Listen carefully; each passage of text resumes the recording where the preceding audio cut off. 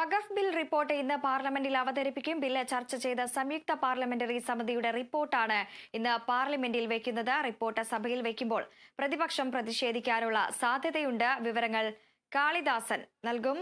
പ്രസാദ് കാളിദാസൻ, വിവരങ്ങൾ.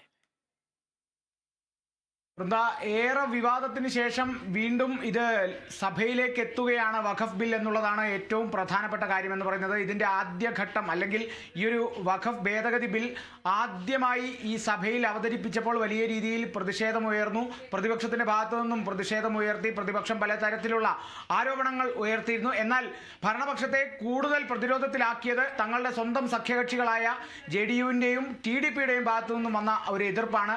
അവരടക്കം ഇതിലൊരു ചെറിയ രീതിയിൽ ഒരു എതിർപ്പ് പ്രകടിപ്പിച്ചിരുന്നു. അതുകൊണ്ട് തന്നെ പിന്നീട് ഈ ഒരു വഖഫ് ഭേദഗതി ബിൽ സംയുക്ത പാർലമെന്ററി സമിതിക്ക് വിട്ടുകൊടുക്കാനുള്ള തീരുമാനത്തിലേക്ക് നീങ്ങുകയാണ് ഉണ്ടായത്. ജഗന്നിബിക പാൽ അധ്യക്ഷനായ ഒരു സംയുക്ത പാർലമെന്ററി സമിതിയിലാണ് ഈ ഒരു വഖഫ് ഭേദഗതി ബില്ല് പിന്നീട് വിട്ടുകൊടുത്തത്. അതിനുശേഷം അതിൻ്റെ ഈ ഒരു സംയുക്ത പാർലമെന്ററി സമിതിയിൽ ഈ ബില്ല് ചർച്ച ചെയ്യപ്പെടുകയും അതിനെ സംബന്ധിച്ച് വലിയ നാടകീയ രംഗങ്ങളടക്കം നടന്നിരുന്നതെല്ലാം നമ്മളും ശ്രദ്ധിച്ചിരുന്നു, നമ്മളും കണ്ടിരുന്നു ആ വാർത്തകളും എല്ലാം. പിന്നീട് അതിനുശേഷം സംയുക്ത പാർലമെന്ററി സമിതി ഈ വഖഫ് ഭേദഗതി ബില്ലിനെ അംഗീകരിക്കുന്ന സ്ഥിതിയിലേക്ക് എത്തി. അത് 16 MP അനുകൂലിച്ചപ്പോൾ 11 MP അതിനെ പ്രതികൂലിച്ചു. ഈ സാഹചര്യം എന്ന് പറയുന്നത് ഭരണപക്ഷം അല്ലെങ്കിൽ ഭരണപക്ഷത്തെ അനുകൂലിക്കുന്ന MP ഒറ്റ കക്ഷിയായി നിന്നുകൊണ്ട് പ്രതിപക്ഷത്തെ വിലക്കെടുക്കാതെ പ്രതിപക്ഷത്തിൻ്റെ നിർദ്ദേശങ്ങളെ ഒന്നും മുഖവുരക്കെടുക്കാതെ നടത്തിയൊരു നീക്കം എന്നുള്ള തരത്തിൽ തന്നെയാണ് ആ സംയുക്ത പാർലമെന്ററി സമിതിയിൽ നിന്നുള്ള വഖഫ് ഭേദഗതി ബില്ലിൻ്റെ അംഗീകാരത്തിനെ അവർ പറഞ്ഞിരുന്നത്. എന്തായാലും ഇനിയിപ്പോൾ ഇത് വീണ്ടും സഭയിലേക്ക് എത്തുമ്പോൾ ഇത് ചർച്ചയാകുമ്പോൾ വലിയ രീതിയിൽ വാദങ്ങൾ ഉയർത്തിയേക്കും എന്ന് തന്നെയാണ് പറയാൻ സാധിക്കുന്നത്.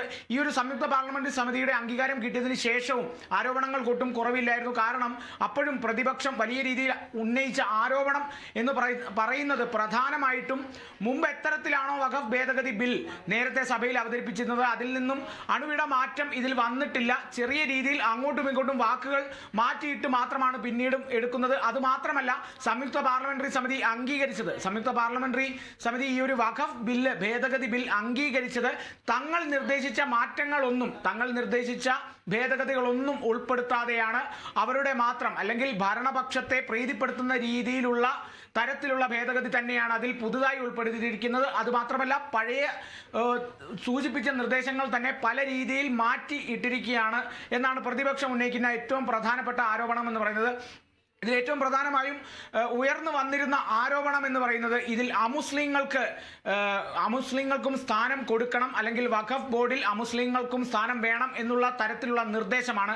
ഏറ്റവും പ്രധാനമായും ഈ ഒരു വഖഫ് ഭേദഗതി ബില്ലിൽ ആരോപണം ആ ഒരു നിർദ്ദേശത്തിനെതിരെയാണ് വലിയ രീതിയിൽ പ്രതിപക്ഷ ആരോപണം ഉന്നയിച്ചത്. ഇത് മാത്രമല്ല, മറ്റ് പല നിർദ്ദേശങ്ങൾക്കും കൂടി പ്രതിപക്ഷം ആരോപണം ഉന്നയിച്ചിരുന്നു. ഇതൊന്നും ഇത്തരത്തിൽ കൊണ്ടുപോകാൻ പാടില്ല, മാത്രമല്ല മുസ്ലിം ആയിരിക്കണം എന്നുള്ള ഒരു നിയമം കൂടി അതിൻ്റെ അകത്ത് കൃത്യം എടുത്തു പറയുന്നുണ്ട്. എന്നാൽ ഈ ഒരു നിയമത്തിന് അല്ലെങ്കിൽ ഈ നിർദ്ദേശത്തിന് ചെറിയ മാറ്റം മാത്രമാണ്. മുസ്ലിമായി കാണിച്ചാലോ ജീവിച്ചാലോ മാത്രം മതിയാകും എന്നാണ് സംയുക്ത പാർലമെന്ററി സമിതി യോഗത്തിന് ശേഷം വഖഫ് ഭേദഗതി ബില്ലിൽ വന്ന മാറ്റം എന്നുള്ള തരത്തിലാണ് പ്രതിപക്ഷം അടക്കം ആരോപണം ഉന്നയിക്കുന്നത്. അത് മാത്രമല്ല, നേരത്തെ വഖഫ് ബോർഡിന് കിട്ടേണ്ടിയിരുന്ന വഖഫ് കമ്മീഷൻ കിട്ടേണ്ടിയിരുന്ന ആ ഒരു അധികാരം പിന്നീട് സർക്കാരിലേക്കും ജില്ലാ കളക്ടറിലേക്കും കൈമാറുന്ന തരത്തിലുള്ള നിർദ്ദേശങ്ങളൊക്കെ വഖഫ് ഭേദഗതി ബില്ലിൽ ഉണ്ടായിരുന്നു. ഇതിലൊക്കെ ചെറിയ രീതിയിൽ മാറ്റം വരുത്തണം എന്നുള്ളതൊക്കെയായിരുന്നു അന്ന് ആവശ്യം ഉന്നയിച്ചിരുന്നത് പ്രതിപക്ഷമടക്കം. എന്നാൽ ഈ ഒരു നിർദ്ദേശത്തിൽ ചെറിയ മാറ്റമാണ് വരുത്തിയിരിക്കുന്നത്. അത് സംസ്ഥാന സർക്കാർ നിയോഗിക്കുന്ന ഒരു